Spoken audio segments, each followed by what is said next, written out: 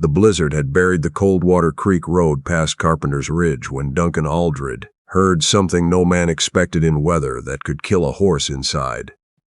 An hour, a woman's voice, hoarse and desperate, coming from the ditch beyond the snowbank where a wagon had gone over. He was not supposed to be on this road at all. For the past 3 weeks, Duncan had ridden the logging cuts above Coldwater Creek before dawn, marking timber boundaries for the provincial survey office, and, when no one was watching, noting which boundary stakes had been moved overnight. Chester Bragg's crews moved them, by a foot, sometimes 2, each night. Not enough that any single shift looked wrong, but enough that over a month the line had walked 20 yards into land the survey records showed as belonging to the Hewitt family claim. Duncan had said nothing yet. A man who named Chester Bragg too early in Coldwater Creek was a man who found his survey notes gone and his horse missing by morning. But tonight he had come this way because an old miner named Angus Dempsey had sent word that a woman was traveling alone from the stage road and her driver had turned back at the storm. Duncan tied his horse to the wagon tongue and climbed down the slope. She was wedged against the far wheel, one arm braced in the snow, her coat torn at the shoulder. Her face was pale as birch bark, except for 2 bright patches of cold high on her cheeks. She looked at him with the particular wariness of a woman who has learned that a strange man appearing out of the dark is not always rescue. He kept both hands visible, the way he had learned in the Northwest Mounted Police. Slow, plain, nothing hidden. "I'm not going to hurt you," he said. "I know." Her jaw was tight with pain. The baby is coming." Her name was Maeve Tanner. She told him that between contractions, in the thin, careful gasps of breath she had left, she was traveling to find her late husband's family. Her husband, Robert Hewitt, had died 4 months earlier in a shaft collapse at the Huckleberry mine, and she had no one else. Duncan had known Robert Hewitt slightly. He had not known there was a wife. He did not say that. He got Maeve onto the horse and walked her through the blizzard, the 1.5 miles to his survey cabin, one hand on the bridle and one steady on her arm so she would not fall. By the time he had the stove lit and the lanterns burning, she had perhaps 20 minutes of patience left with the situation. The baby was born just before midnight, small and fierce and absolutely furious about it. And Duncan Aldred, who had once helped deliver a foal in the dark, and had considered that the full extent of his medical experience, sat on the floor of his survey cabin with a screaming infant in his hands and felt the blood leave his face entirely. He wrapped her in his spare flannel shirt because it was the softest thing within reach. "Phoebe," Maeve said when she had breath again. Her voice was barely above a whisper. "Her name is Phoebe." Duncan looked down at the baby, at Phoebe, who had gone quiet and was regarding him with the frank, unfocused stare of the newborn, and something shifted in his chest that he had no immediate name for. "She's strong," he said. It was the most useful thing he could think of. Maeve closed her eyes. "Yes," she said, "she is." He kept watch through the rest of the night. There was no question of sending for anyone in the storm, and Maeve was too exhausted to move.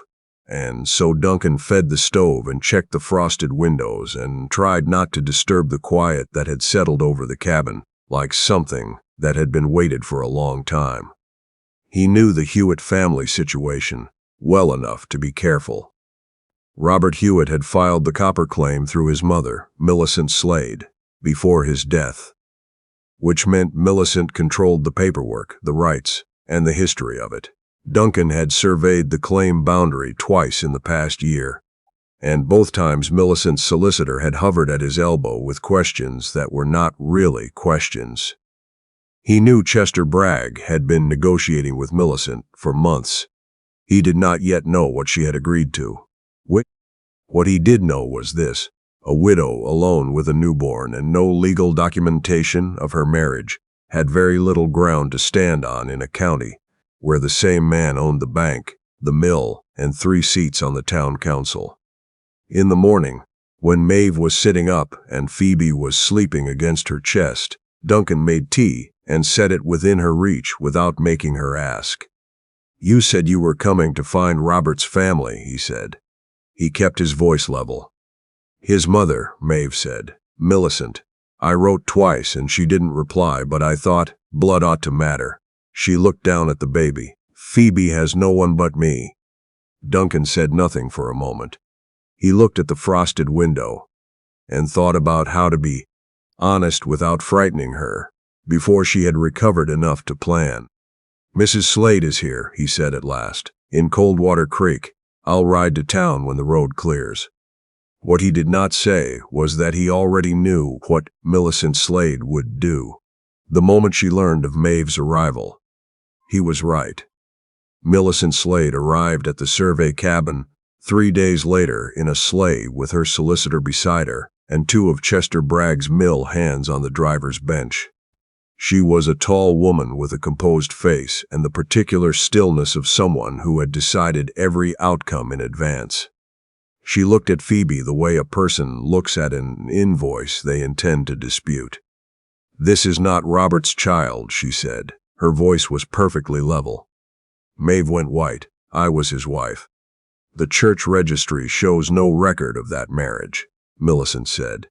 "You may have had some private arrangement, but an arrangement is not a marriage, and that child," she nodded toward Phoebe, "has no claim on the Hewitt estate by any law I am aware of." Duncan had been standing at the far side of the room. He moved to stand between Millicent and Maeve before he had made a conscious decision to do so. "I'll need to examine the registry entry myself," he said. Millicent's eyes shifted to him. "You are the provincial surveyor, Mr. Aldred.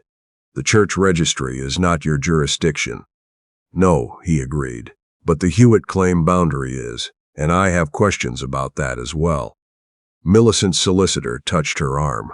She looked at Duncan with an expression that had gone flat and careful.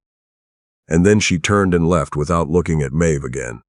When the sleigh had gone, Duncan turned to find Maeve sitting very still. Phoebe held close, her face composed into the kind of calm that comes after the first shock of a cruelty has passed. "She knew," Maeve said quietly. "She planned this before I arrived." Duncan did not deny it. "Yes," he said, "I think so." "What does she get from it?" He had been working that out since the sleigh had appeared on the road. "The copper claim. If you have no legal standing as Robert's widow, the claim falls entirely under Millicent's control. And Millicent has been talking to Chester Bragg for 6 months. Maeve looked at the window. Outside, the snow was still deep against the fence posts, and the mountain above town was dark with cloud. "What can I do?" she asked. Duncan was quiet a moment. Then he said, "The circuit judge comes through in 3 weeks.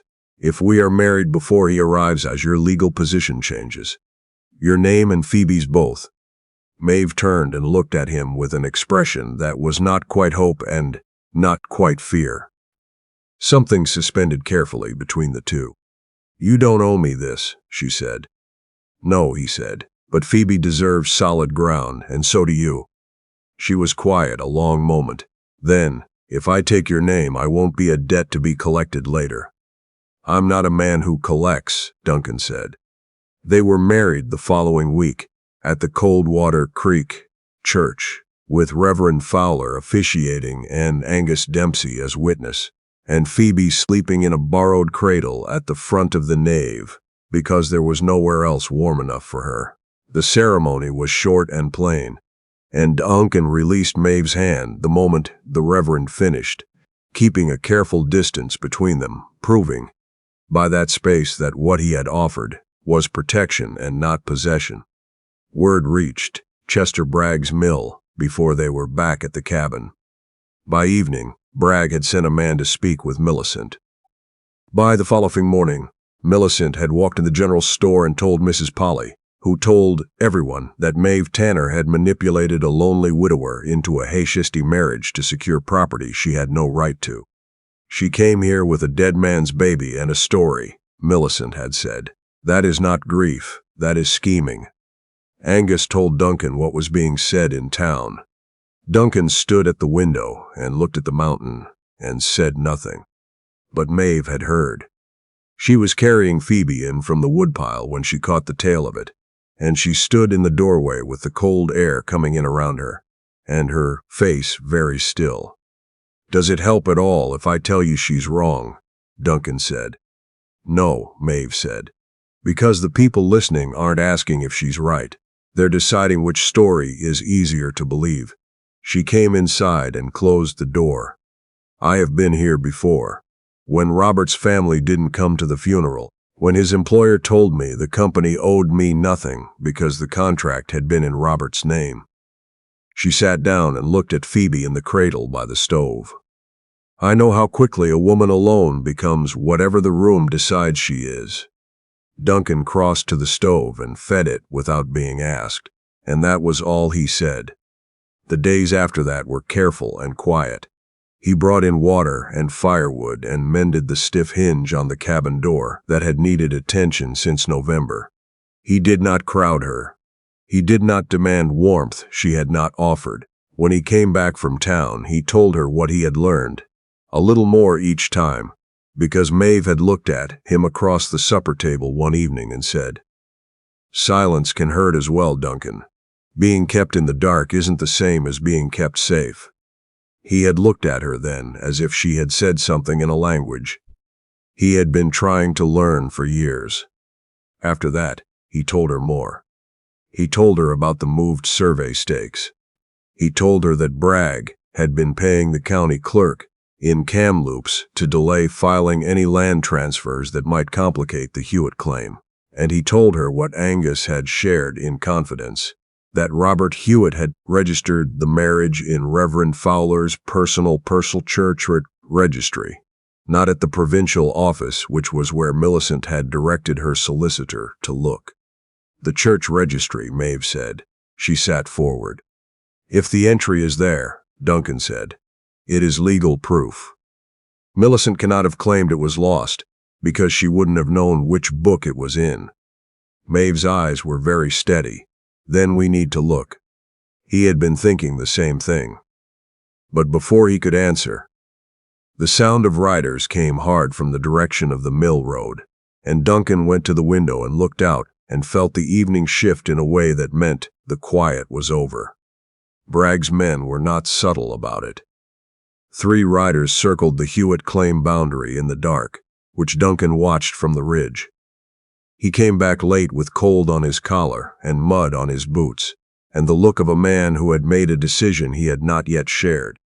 He said nothing to Maeve about what he intended. He rose before dawn and rode alone for Bragg's timber office in the dark.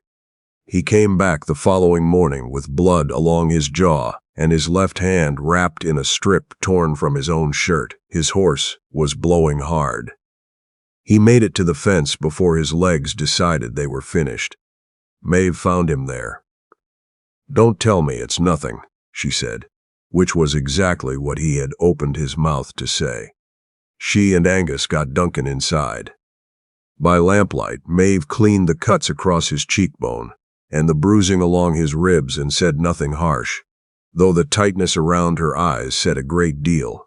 He had gone alone.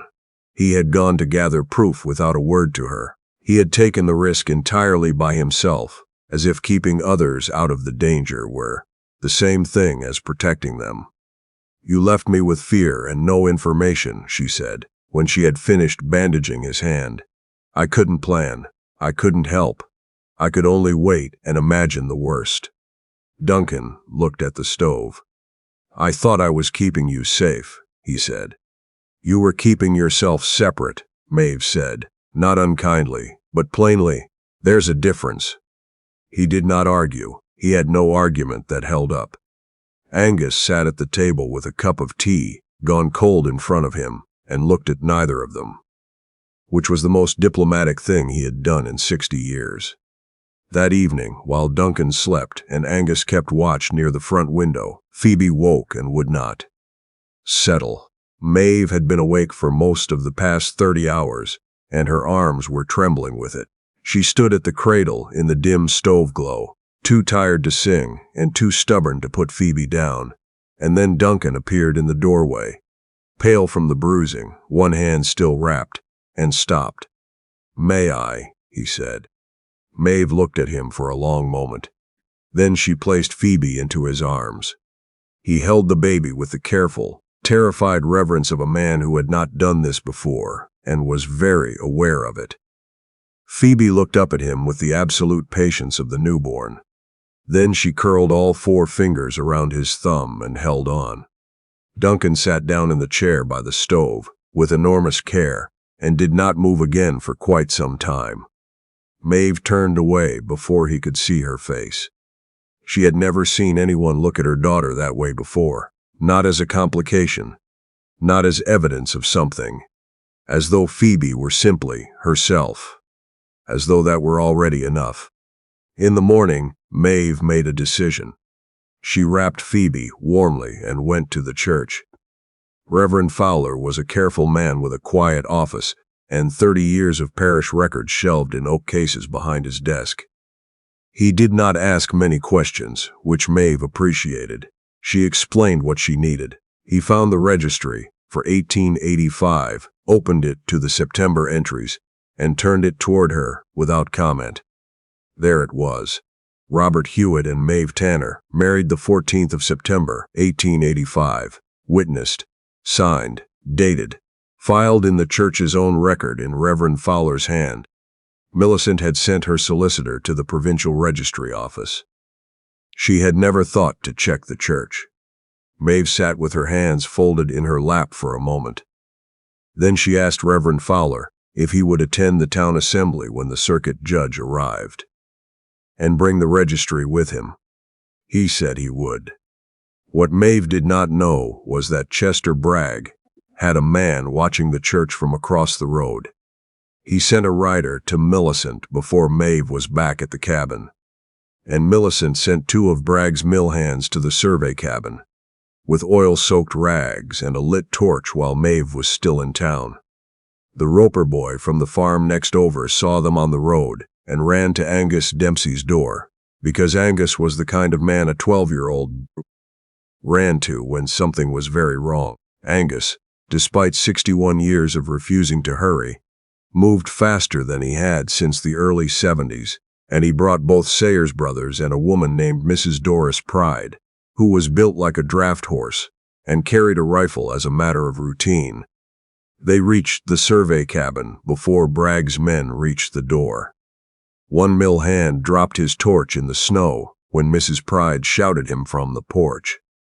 The second thought better of the errand when he saw Angus and both Sayers brothers blocking the yard. The third never got off his horse. Phoebe was in her cradle inside, asleep, entirely unaware that anyone had come. When Maeve returned and learned what had happened, she stood in the yard in the cold and said nothing at all. Then she went inside and held Phoebe for a long time. The circuit judge arrived on a Thursday in February, the day the town assembly met, in the hall above the grain merchants.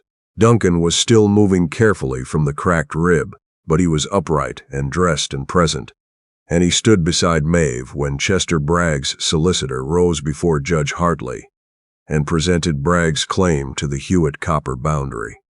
Bragg sat at the front of the room with the satisfied expression of a man who had already counted the money.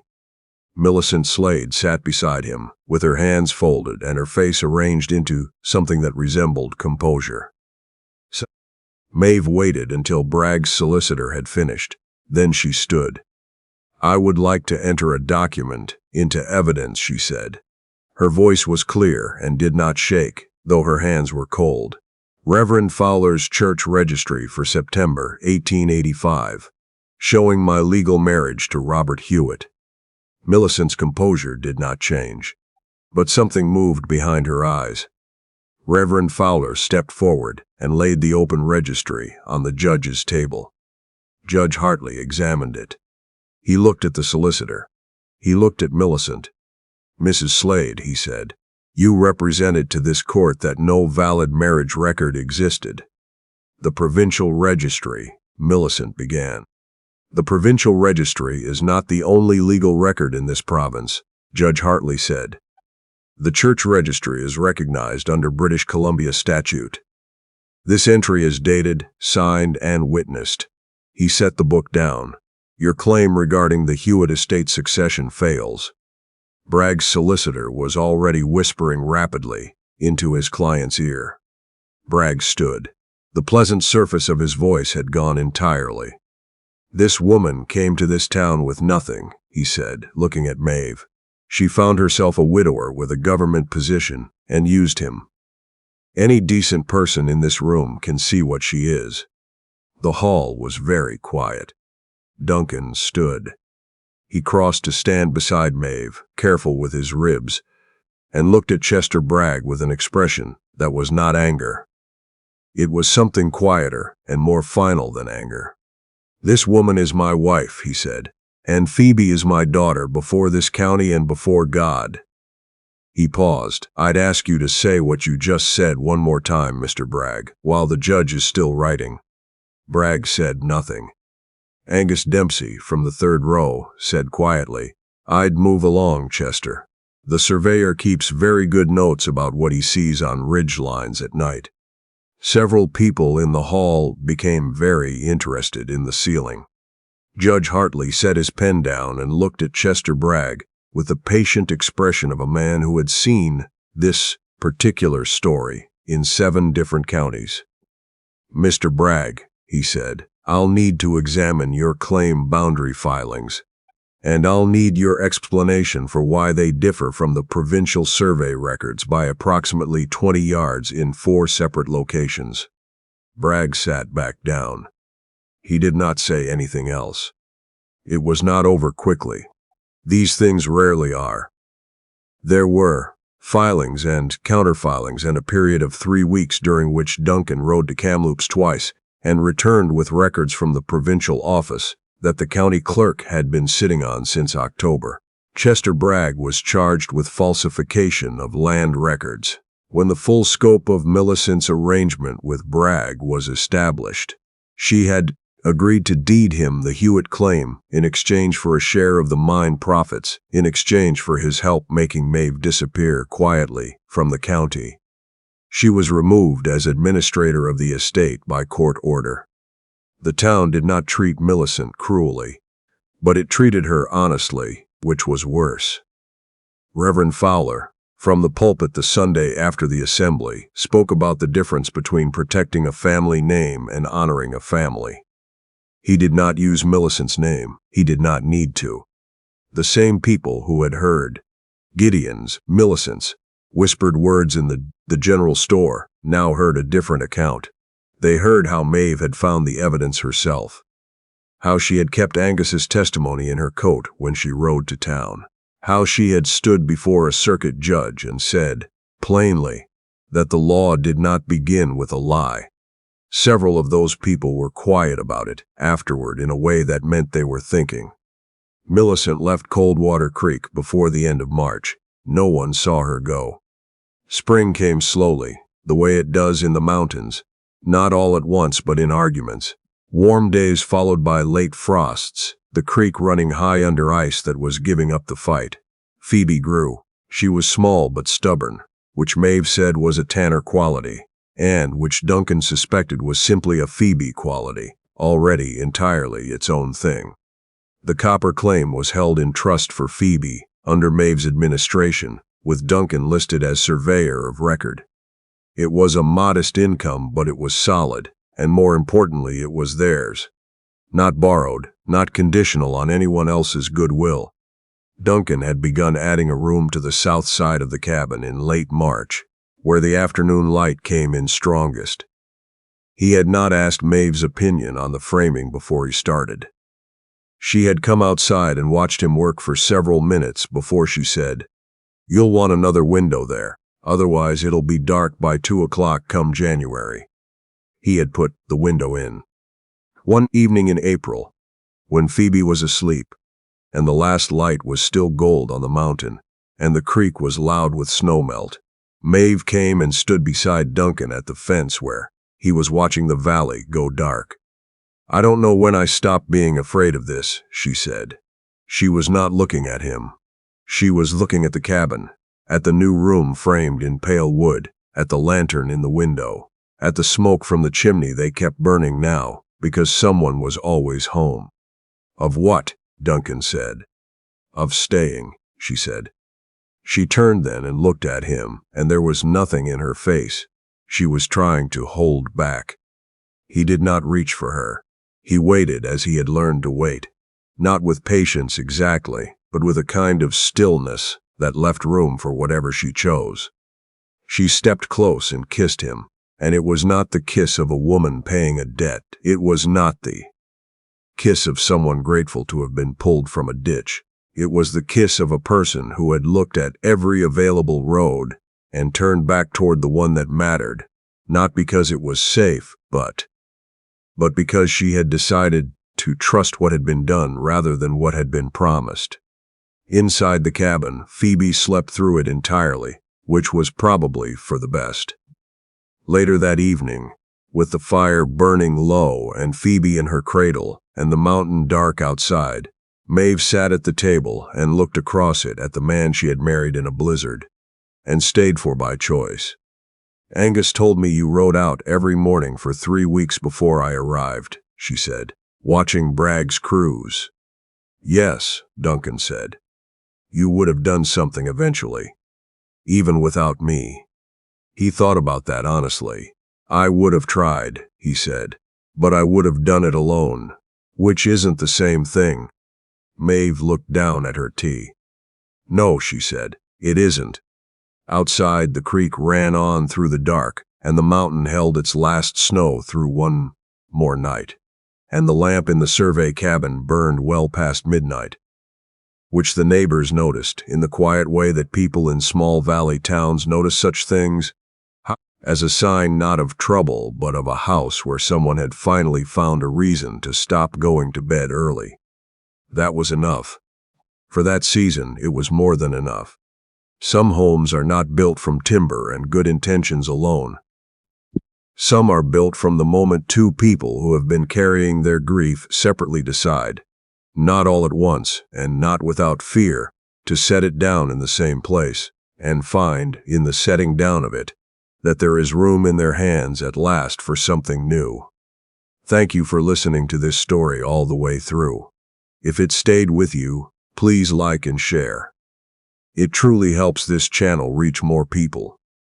Subscribe so you don't miss the next tale. And before you go, leave a rating from 0 to 10 in the comments and tell us where in the world you're listening from. We'll see you in the next one.